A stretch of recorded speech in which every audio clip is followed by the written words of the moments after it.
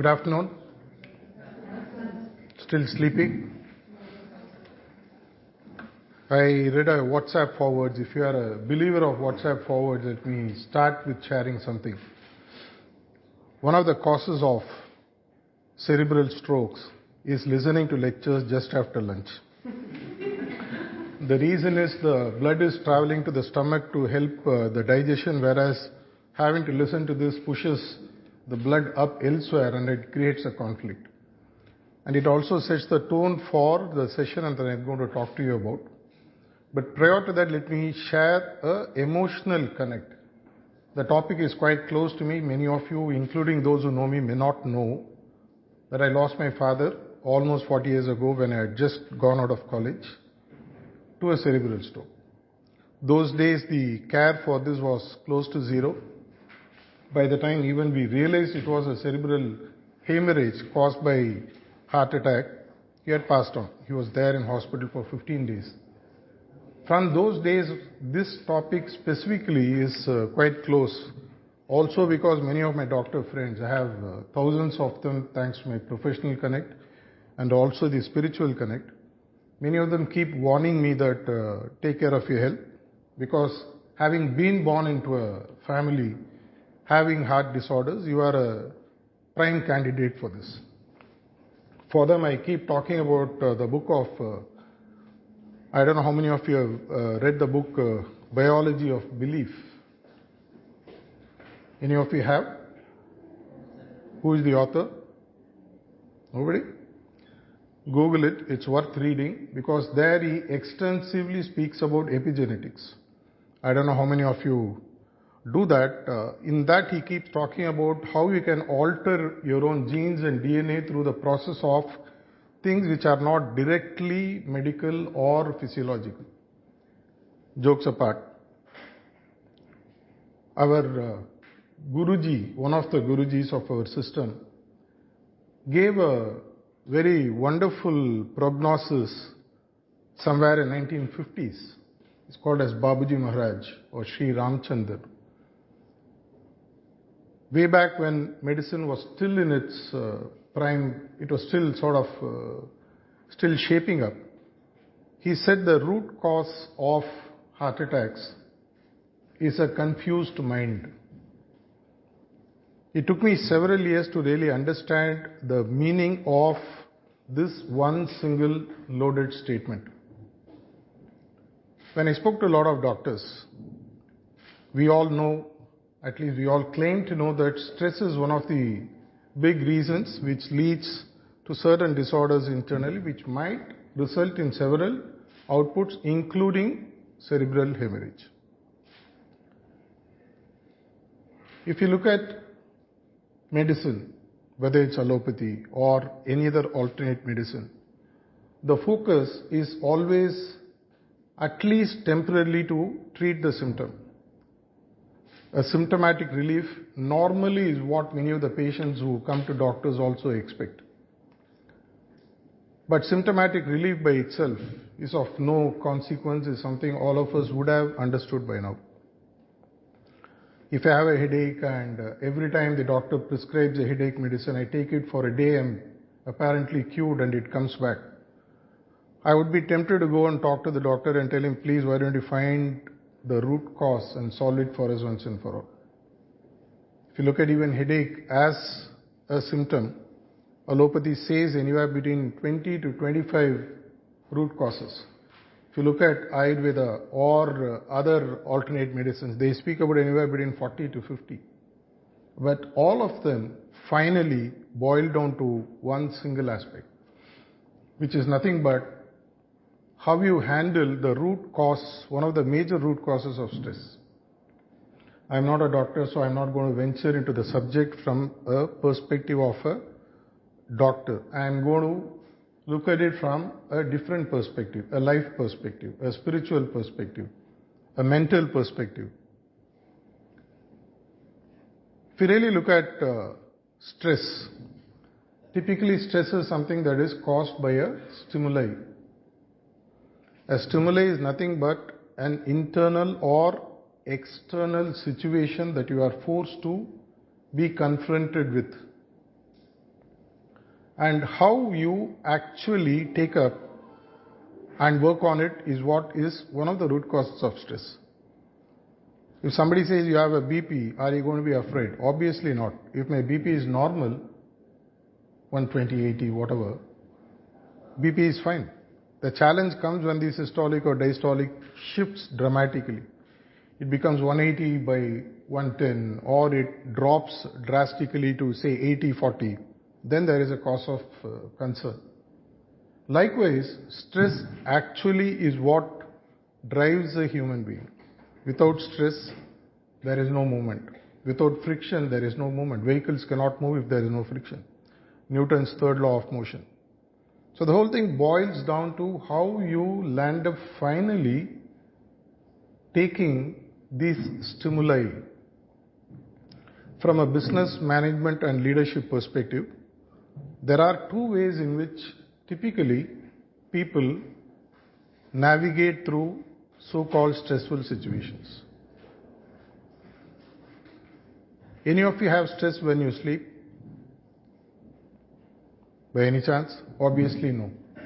Which means, while sleeping, we know how to navigate stress. It's only when we are awake we don't know what to do. When it comes to a stimuli, there are two things that a human is known to do. The first thing, what we call as a low-hanging fruit or something easy to do, is what we call as we tend to react. React, if you look at the etymology of the word, is nothing but doing something again and again in the same way in which I have done in the past to the same situation.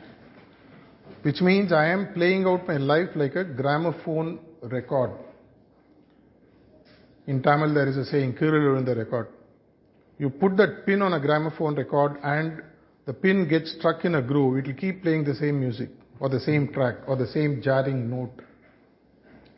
Likewise, we are, fortunately or unfortunately, to a great extent conditioned to react.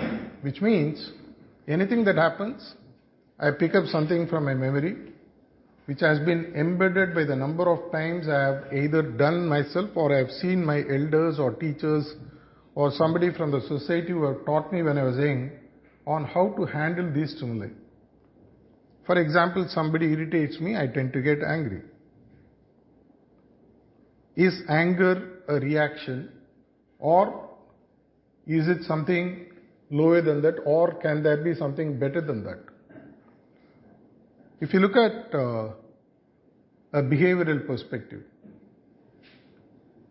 we always share what is known as, to any situation which apparently stretches your stress hormones, what you need to do is what is called as your ability to respond.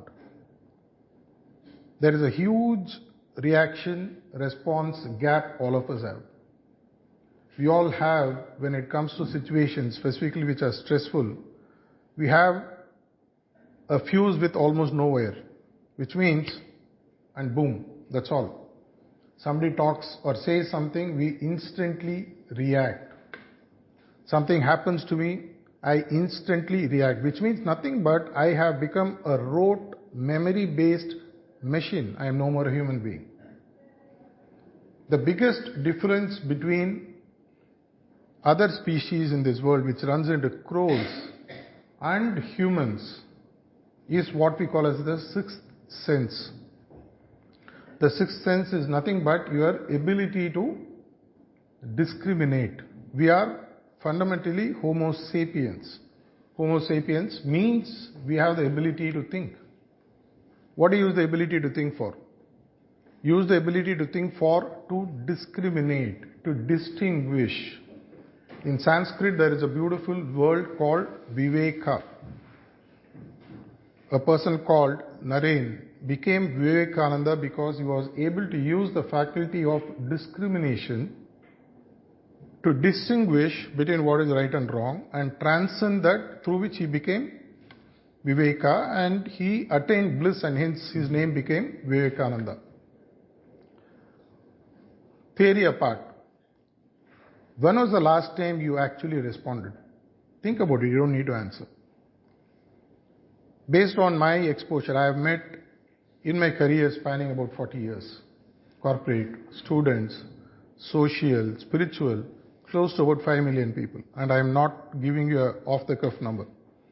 I have personally either interacted with them in a seminar like this, or I have met them, I have spoken to them in some way. I would say that less than 1% of the people, sample population I have met, I would be able to qualify them as people who are able to respond. All of you understand the structure of the brain, obviously know how your primordial brain is wired.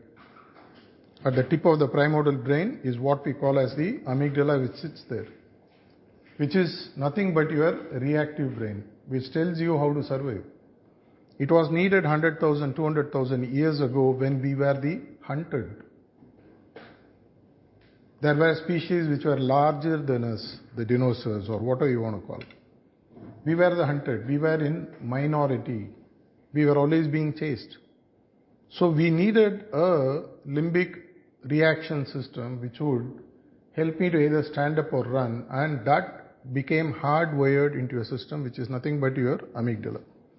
I'm sure you would have heard about the word amygdala hijack. If you haven't, go back, Google it and find very interesting term. In fact, it is what actually helps you take decisions in life. 90 years ago, there is a famous story which you can Google. It's also, there is a 20-minute YouTube clip. A person had a strange accident in northern part of US, somewhere on the borders of Canada. What happened is that a rail rod, a thin one, pierced through his skull and came out on the other side. He survived that scar. He went through a recuperation process. But later they found out, which is like 1 in a crore case in the world, that his amygdala had been cut off from the other part of the brain completely. If you keep a cup of coffee in front of him, he will not be able to drink, because drinking coffee is a decision you make. Turning left or turning right is a decision I make. Having lunch or skipping lunch is a decision I make. And the decision is based on choices, and choices is driven by emotions.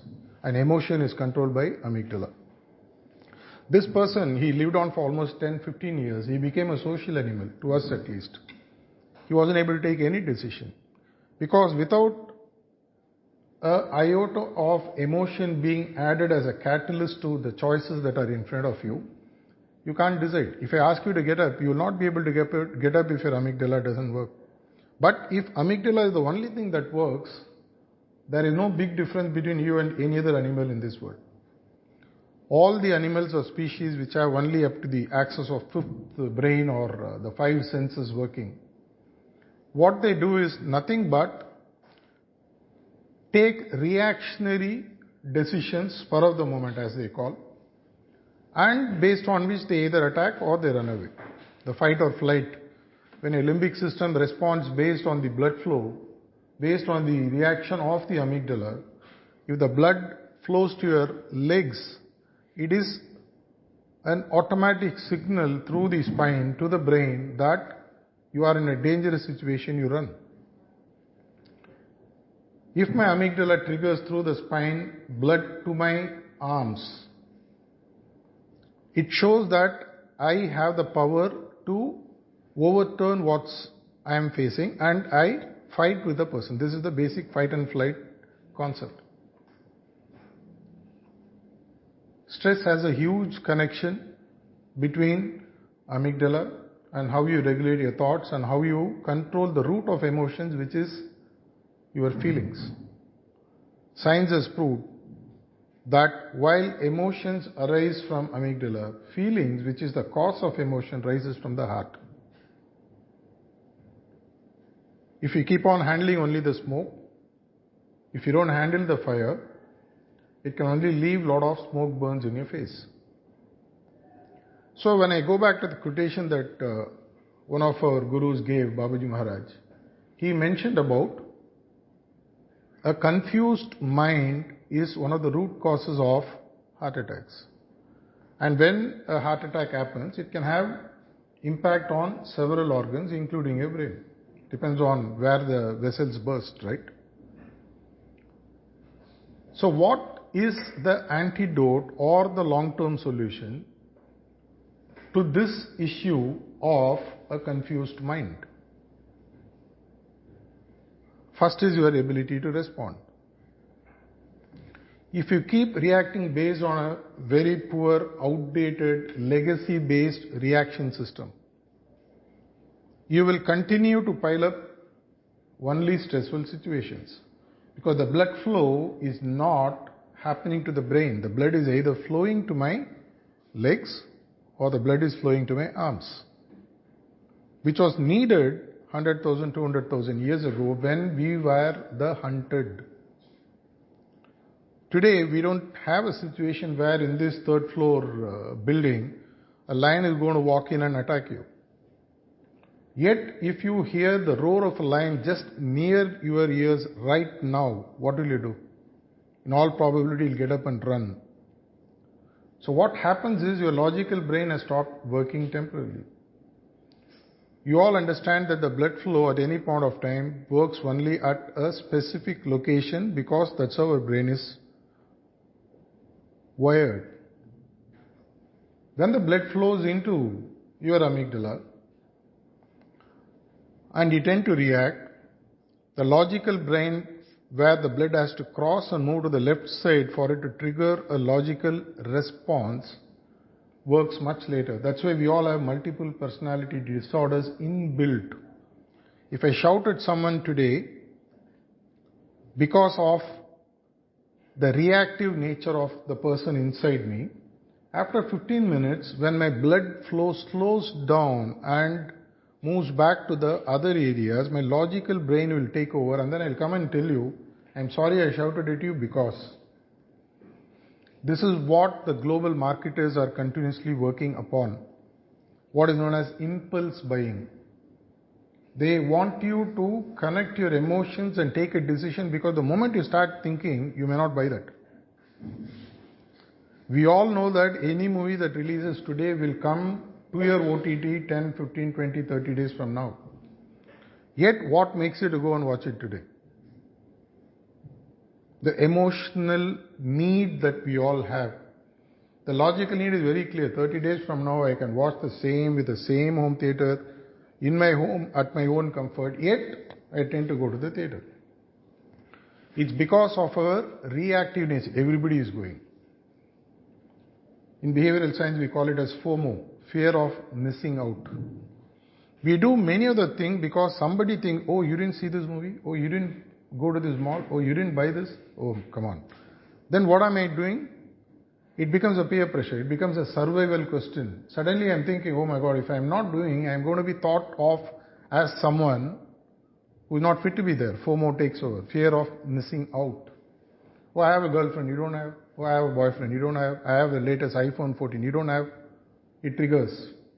It becomes reactive. And when I finish reacting, my logical brain takes over. And the logical brain tells you why what he did using your amygdala was right. Because functionally you are a single human being. But you have multiple personality disorders. All of us have. Nobody can be zero reactive. Neither am I, nor can anyone be. But the lesser you react, the bigger your response is. And this is what techniques like meditation teaches you. Behavioral science tells you very clearly, if you want to stop reacting, between the stimuli and your reaction, introduce a pause. Why a pause? That's why they say when you get really angry, if you put your hand here, you will feel even vibration. In Tamil they say, Munji jivvunu irukku appadina. You become so angry that you can see blood flowing in your face. That's when blood is being pumped up, which tells you you are in a survival mode. Please either react, either run or hit. If I introduce a pause, what happens is the blood flow slows down. That's why even in communication, in decision making, In anything you do, learn to introduce a pause. And this pause is your fuse wire's length. For some people, a 5-second pause is enough. For people who meditate, a 5-second pause is enough for them to what we call as connect inside and center, to understand, to see the larger picture, and that we understand quickly it's not needed. There is something bigger. Come on, somebody shouted at me, it's okay. Right now, if you call me a 4-letter or 5-letter word, I may be tempted to react. But if someone is calling me right now half a kilometer away from here, I don't even hear. So why is it that I'm reacting to you, not to someone who is calling me names from elsewhere? Because it's right on my face. Logic tells me whether you call me a 4-letter, 5-letter name or whatever, I am what I am. I can't become different just because you devalue me or just because you praise me. I'm not going to become God because all of you put what we call as jingchak, Neither am I going to be belittled because you think I am a useless moron. Whichever way, I am what I am. If I learn to introduce the pause. Going back to the quote of Babaji Maharaj, and to set a few points in order for you to go back and see how you and the people you come across at a later point of time, you will be able to help them to handle it from a non-clinical intervention. I come here as a non-clinical person. I am speaking from a user perspective. I am not speaking from a clinical perspective. Though I understand it a bit, I don't want to quote because I don't have the authenticity of a certificate, which is also in a way a reaction, right? Who taught Dhanvantri? Who gave Dhanvantri a certificate for him to be called the Guru of Ayurveda? We don't know. You have the oath that you take for doctors, right? Who gave that person a certificate those days? Maybe no. They are all self-taught. We really don't know. Going back to that single point that Babaji Maharaj shared, it is the confused mind which is one of the fundamental causes of heart attack, which in turn can convert into a cerebral hemorrhage or whatever. How do I avoid having a confused mind? If I have a crystal clear clarity in whatever I do, if I have perfect clarity, when there is no confusion, my heart is at peace. If my heart is at peace, the arteries which are pumping in and out work smoothly. It's not going to get blocked.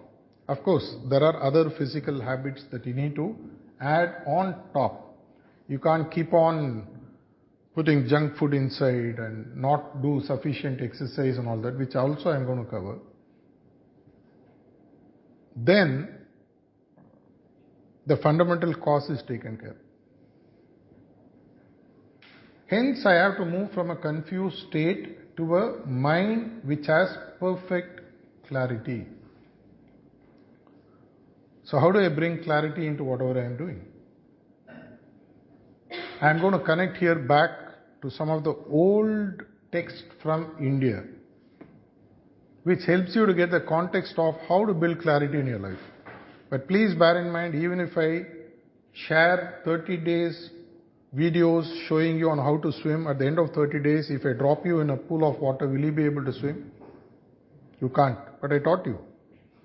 Likewise, whatever I am going to talk, if you don't practice, there is a saying in Tamil. I can write name of any food I want on paper, but it won't become food. Likewise, whatever I am sharing is from my experience perspective. It is not a theory. I have practiced, I continue to practice, and hence I am sharing from that perspective. In my view at least, the image that I hold of myself, I am of a firm believer that I have crystal clear clarity about what I am doing, and I am going to show you in 4 different buckets and connect back to the Vedic text and show you some practice before I leave. The text I am referring here to is called as the Fundamentals of Yoga Sutras, written by a person who apparently has his samadhi just 30 kilometers from here. Patanjali. I don't know how many of you know of this name, Sage Patanjali. Today, 21st of June of every year, since the year 2015, which is being celebrated as the International Day of Yoga, fundamentally is ascribed to this person who chronicled about 5,000 odd slokas in terms of how to bring a holistic perspective to life and beyond. I am not going to speak about the beyond perspective today, I am going to speak about the life perspective. One of the main approach that he brought to the table is what is called as Ashtanga Yoga, the 8 limbs of yoga. By default, when anyone speaks of yoga, fortunately or unfortunately, we are only thinking of someone who bends his head on the back and puts the head through the leg and shows a pose. Scares people away. Oh my God, how can I do this? That is only one portion of the Ashtanga Yoga.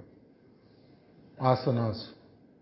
Even there, it's not essential you have to do that. Because sometimes I feel that some of the yoga experts or the asana experts do a disservice by showing poses normal human beings can never be able to do. In the days where we all have family packs instead of 6 packs, expecting someone even to see their feet is a big task. Leave alone bending and touching, leave alone bending backwards and putting it through. When I learned the so-called asanas way back about 25 years ago when I got exposure, and the teacher who was teaching me was a former All India Yoga Asana champion. I still remember his name, Kirtilal, from South India, but his father named him as Kirtilal for whatever reason. I thought initially he was a North Indian. And the kind of asanas he does, even today, I can only see in photos. I can never picture myself doing any of them. You don't need to. But what this person proposed or propagated 5,000 to 6,000 years ago, potentially, as Ashtanga Yoga, brings that clarity, and those 4 buckets of clarity is what I want to share with you. And if this clarity you are able to practice and get a little bit of grip or mastery over this, you are no more a candidate of surely any heart-related issues leading to cerebral hemorrhage. Of course, if you have a fall, there are so many other causes. It can still happen.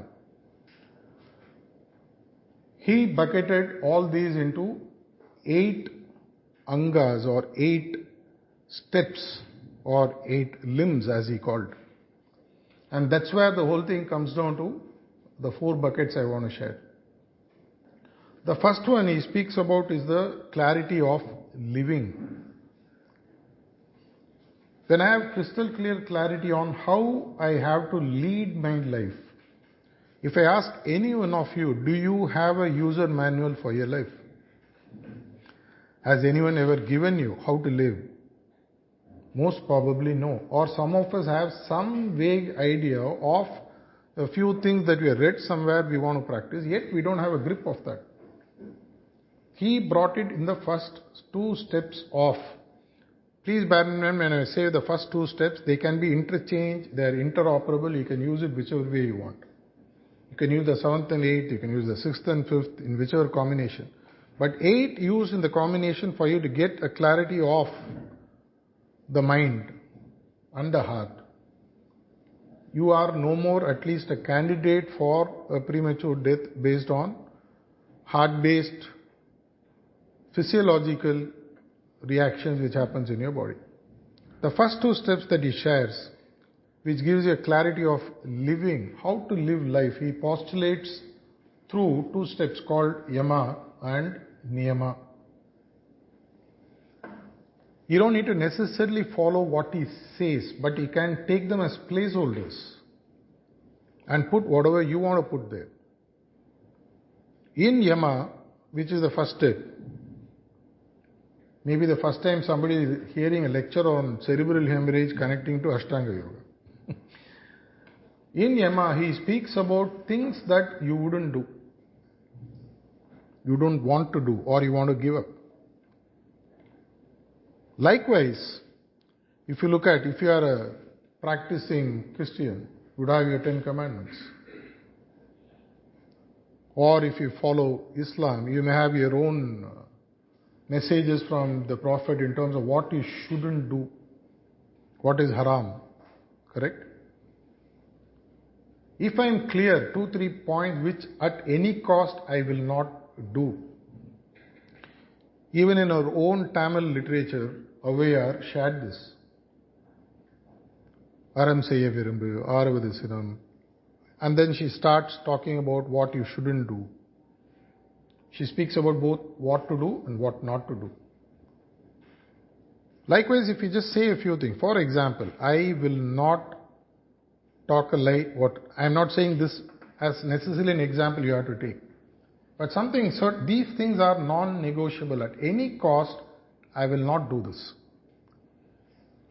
Because the biggest reason for a confused mind is the conflict that you have between the mind and the heart.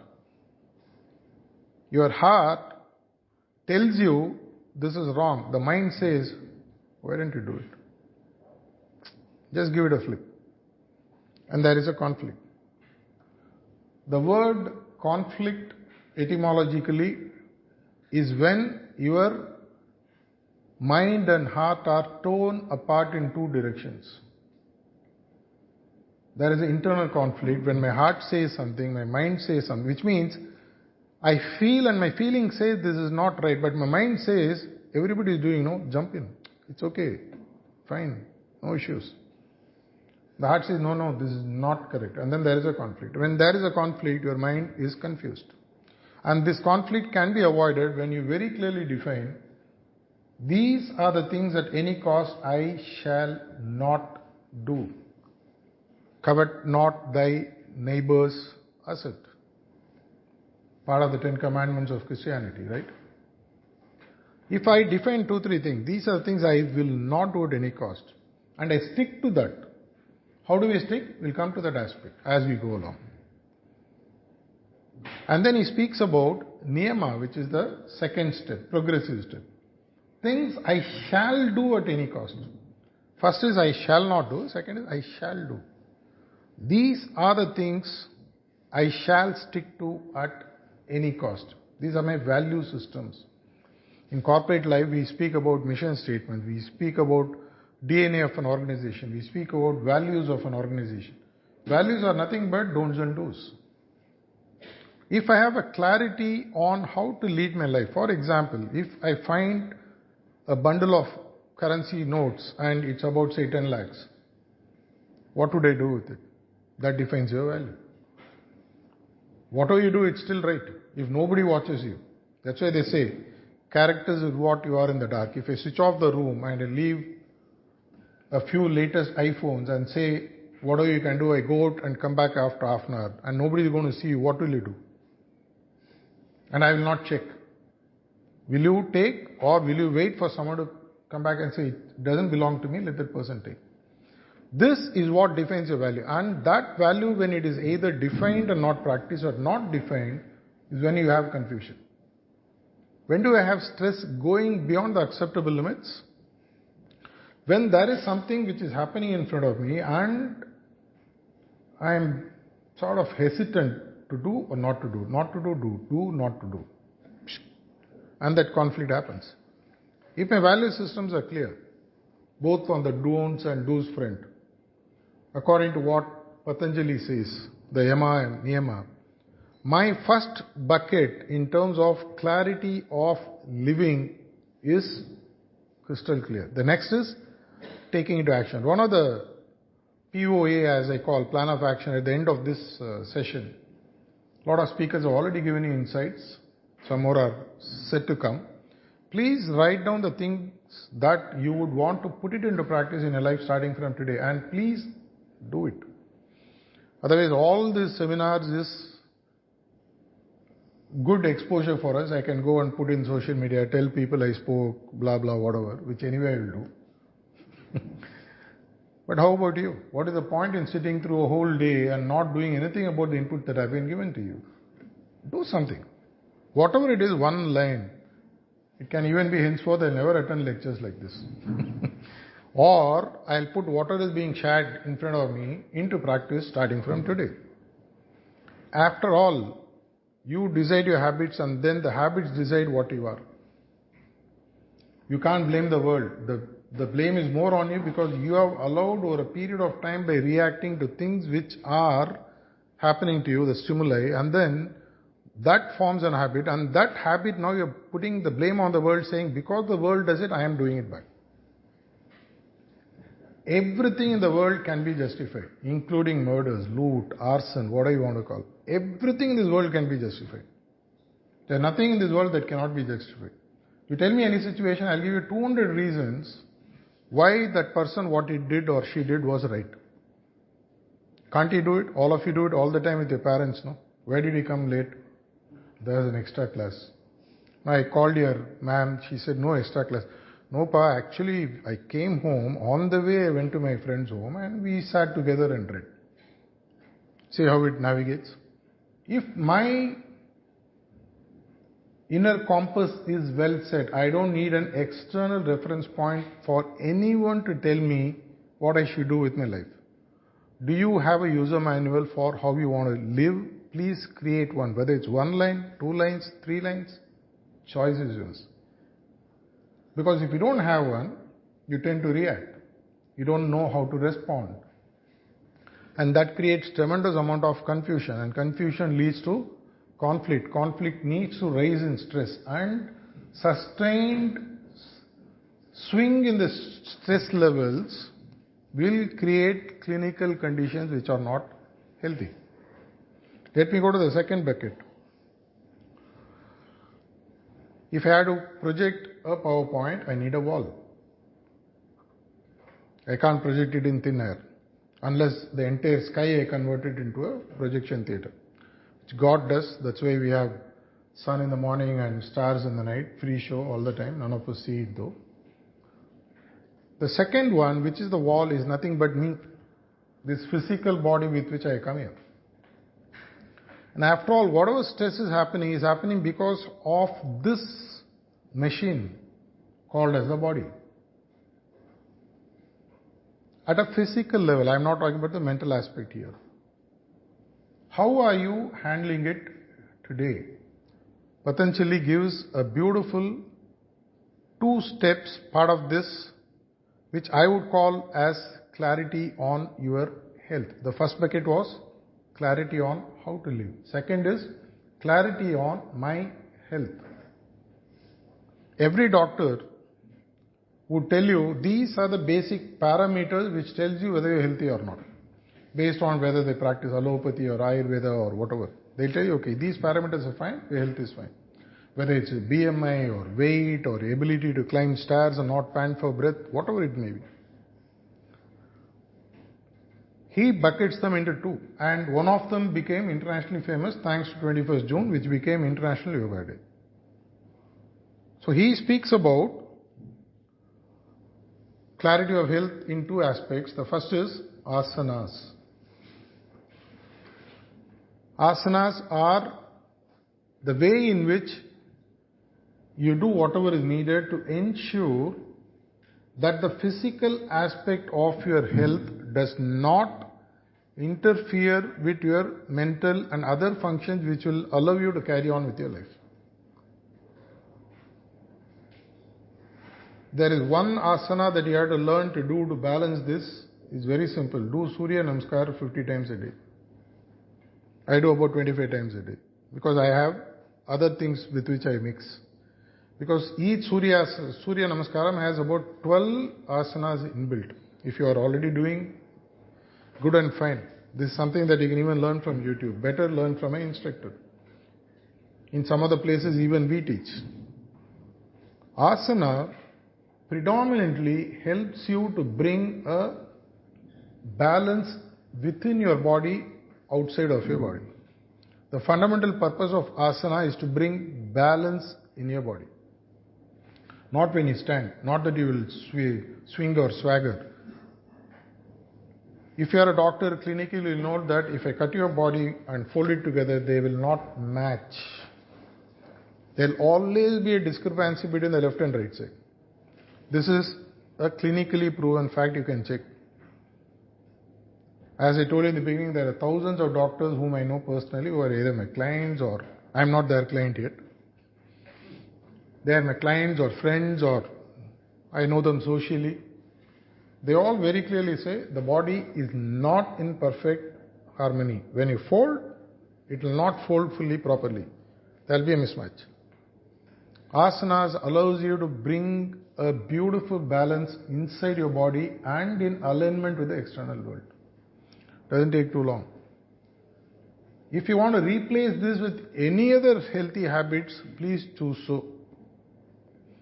I am only giving it because it's connected to the Patanjali's Yoga Sutras from which I am talking.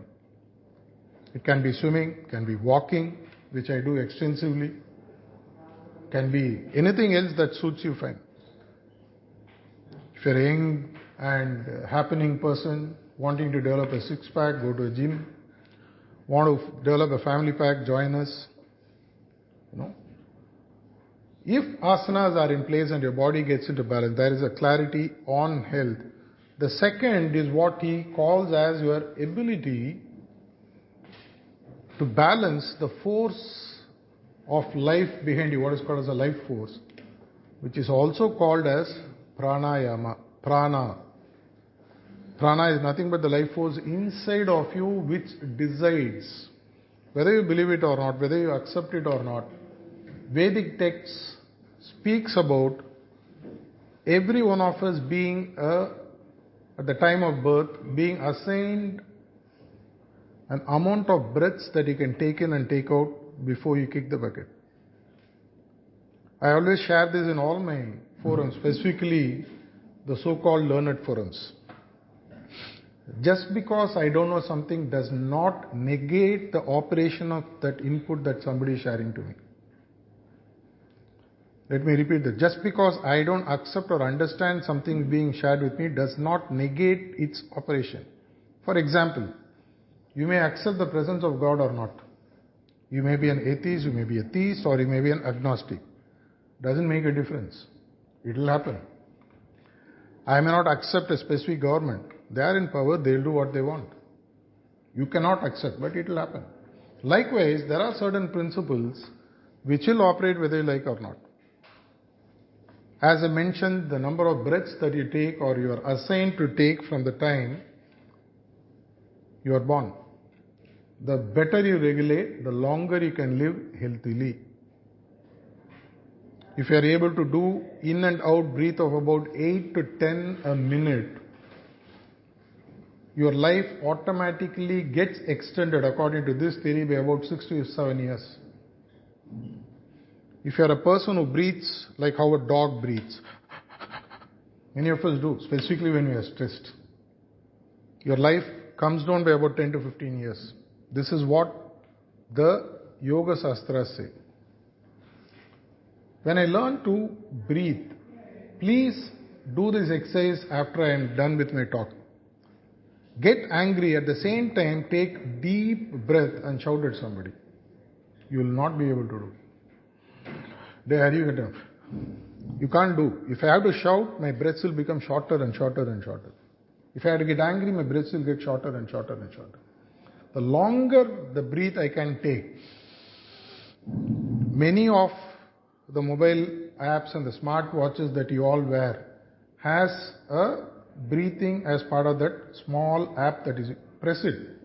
It will give you a physical counter which will tell you 10 seconds inhale, 10 seconds exhale. I have a smartwatch with which I figure whether I can hold inhale for 10 seconds and exhale for 10 seconds. If I do it, my cycle comes down to about 4 or 5 per minute. Do I have the ability to sustain? That comes over a period of time of practice. When I regulate my prana, which can also be indirectly done by your ability to hold your thought onto one single thing and relax your body. When you do that, automatically your breath slows down. Starting from 1980 onwards, there have been a lot of experiments, scientifically proven, done in USA and in other places. There is a significant slowing of breath when people meditate or they are in a meditative state. When I sit and meditate, invariably, my breathing comes down to about 8 to 10 per minute. Scientifically proven. You can Google on transcendental meditation or heartfulness meditation and breathing. It's all there on the net. Because this generation believes in data. Except when I get emotional. Rest of the time I want data. Look at it, you will find that your clarity on health, which is the second bucket I'm talking about, comes into operation the moment you are able to balance your body and you breathe. The third is when he speaks about your ability to have a clarity of thinking. The first I spoke about clarity of living. Second I spoke about clarity of health. The third is clarity of thinking. There he speaks about two important steps, pratyahara and dharana.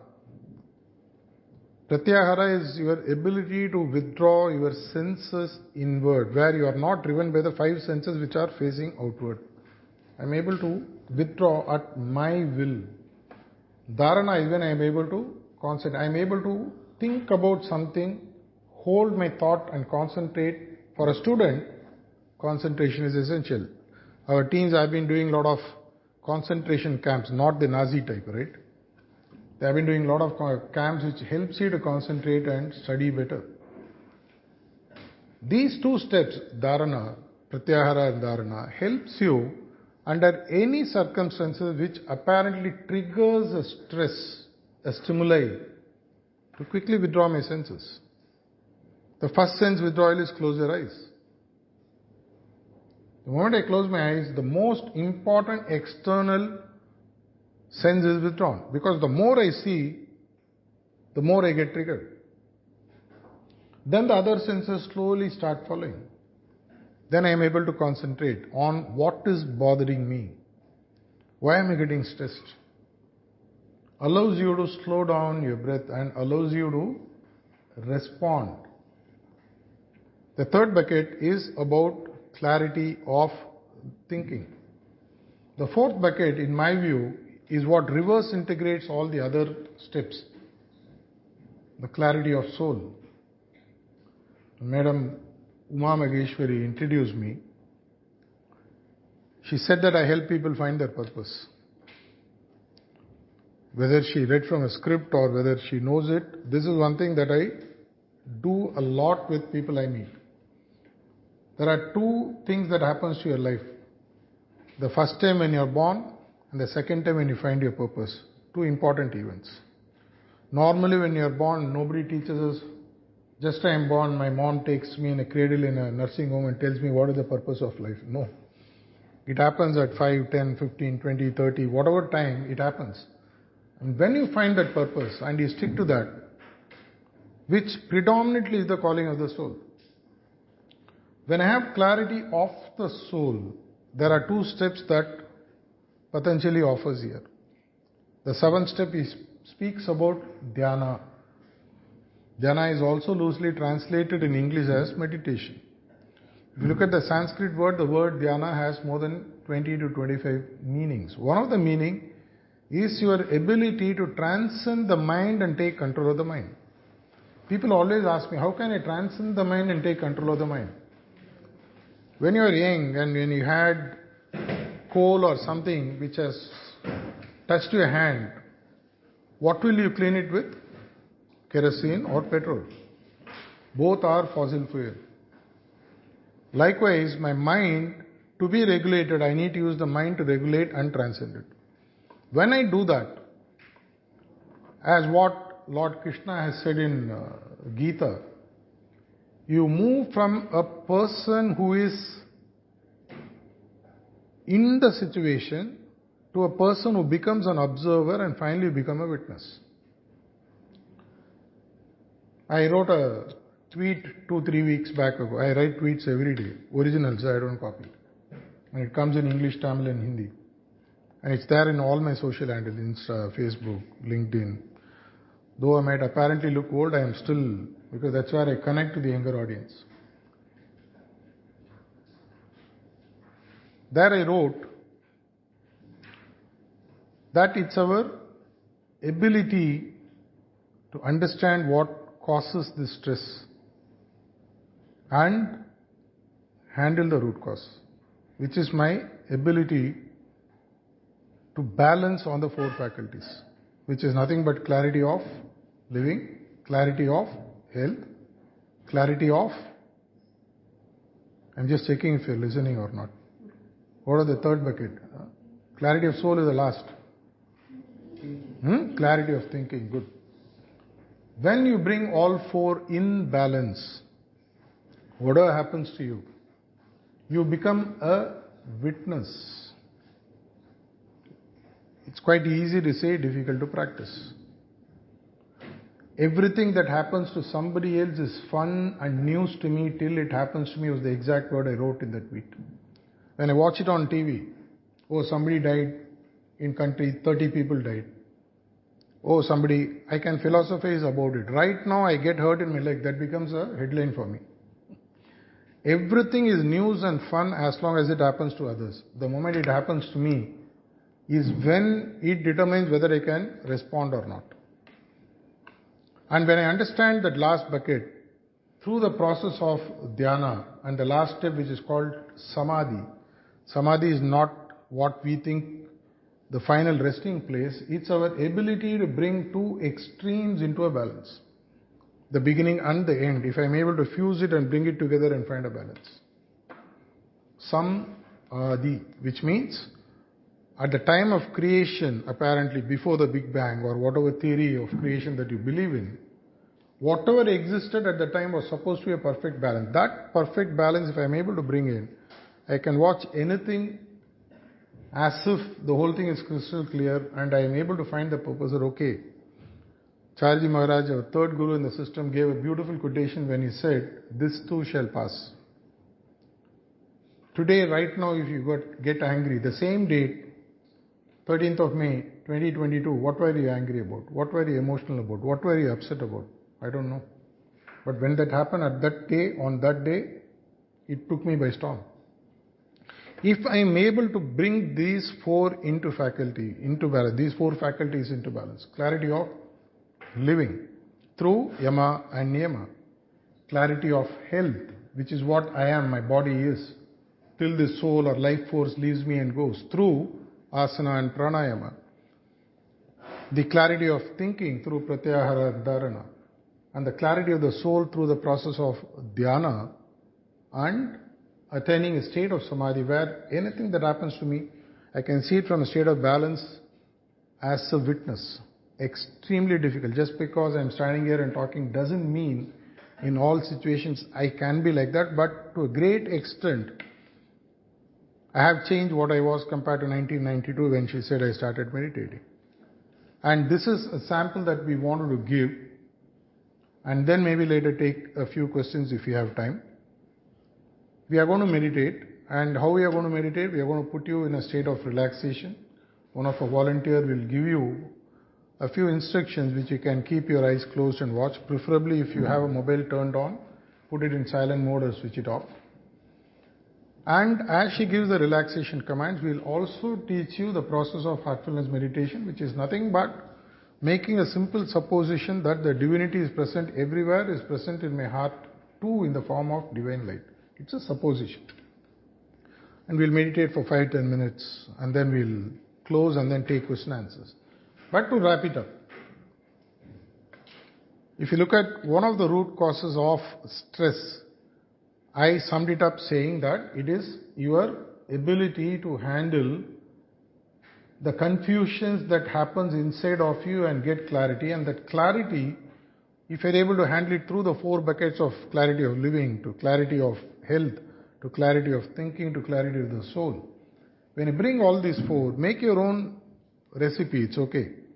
And if you're able to bring that and then start practicing it, whatever happens to you, from stress you move to a state of joy.